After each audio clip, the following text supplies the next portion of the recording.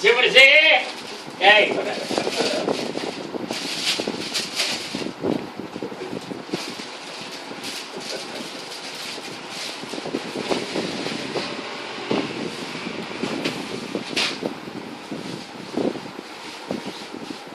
நினைக்காத நாள் இல்லை.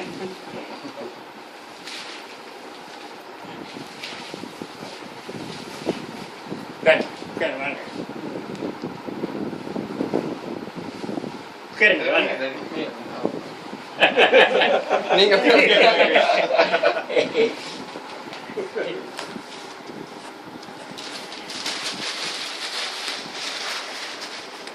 போஜனெல்லாம் ஞாபகம் வச்சுக்கணும்.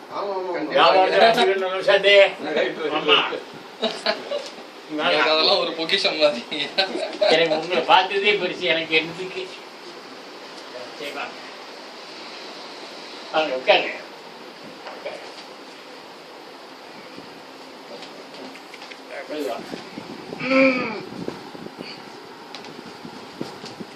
உடல் நலமா இருக்கீங்களா? சாப்பாடுல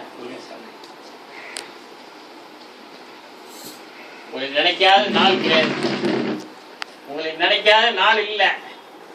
உங்க பாட்டுதான் கேட்டே வர்றேன். இரவு போயலா கேட்டுட்டு டிவியில கேட்கிற சீடி போட்டு கேட்கறது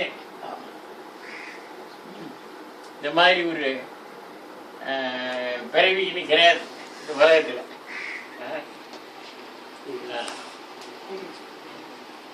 ஆமா நவசத்து நான் சொன்ன மாதிரி அப்பாவுடைய பாடலுக்கு ஒரு இன்ஸ்ட்ருமெண்ட் எல்லாம் கொடுவாங்க. யாருக்காவது சொல்லி ஆமா சீக்கிரம் செய்யறது. இப்போ நானும் கேப்பன்ல இன்ஸ்ட்ருமெண்ட் எல்லாம் இருந்தது மியூசிக்கு.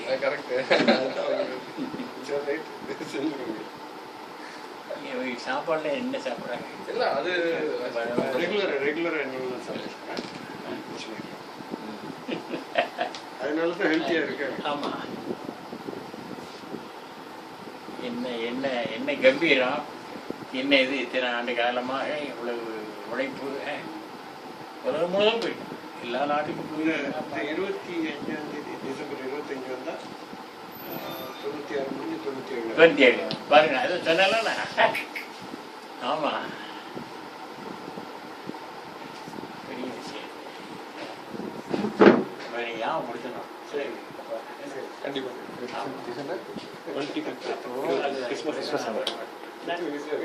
ஆமாண்ணா சார். இந்த மாதிரிலாம் ஒரு பெரிய பார்க்க முடியாது. பெரிய விஷயம் இல்லை. இந்த மாதிரி குரல், கம்பீரமான குரல், இஸ்லாம் மார்க்கத்தை பற்றி, தமிழை பற்றி யார் பாடுவாங்க? நவஷாத்தை நான் தான் பாட சொன்னேன். அப்போ அப்பாவுடைய வாரிசே இருந்து நவஷாத்து பாடல்கள் எல்லாம் பாடணும், நிறைய இடங்களில் அட்டெண்ட் பண்ணணும், கச்சேரி நடத்தணும்னு சொல்லிப்பாங்க. இல்லை நம்ம கூட வந்தவங்க எல்லாரும் காரில் வந்தவங்க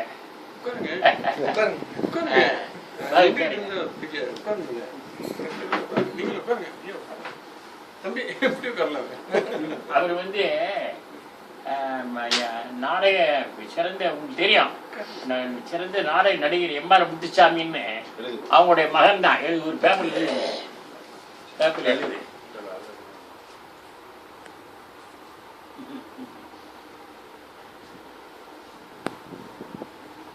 இந்த கச்சேரி நடக்கும் போது பாத்தீங்கன்னா என்ன கம்பீரம் நினைக்கிறீங்க? அப்பா என்ன கம்பீரம்! காஜுமா தெரியல வருஷம் நடக்கும் போதும் நீங்க அங்க நிறைய இடங்களுக்கு வந்திருக்கேன். ஆமா தெரியுங்க. நாமக்கல், தென்னூர், நார்த்தாமலை, மதுரை.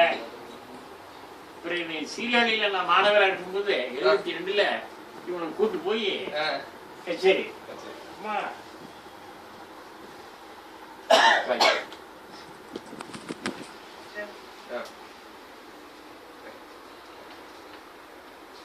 முத்துசாமியோட மகன் எழுது எழுதி அவருடைய மகன் இது.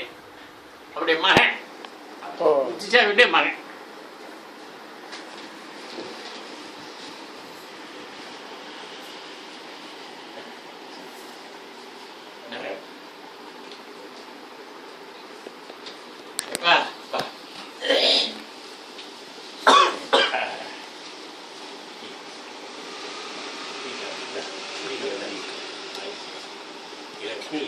அப்போ நல்லா தெரியும். அப்போ தெரியாம இருக்காது. நல்லா தெரியும். இந்தப்பா நான் இல்லையா